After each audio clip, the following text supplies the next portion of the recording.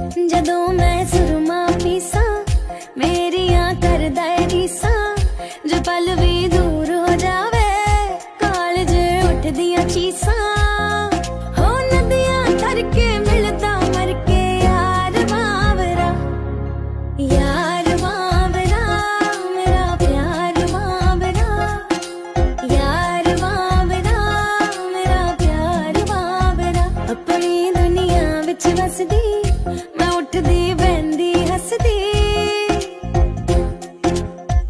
अपनी दुनिया विच वसदी मैं उठदी बहंदी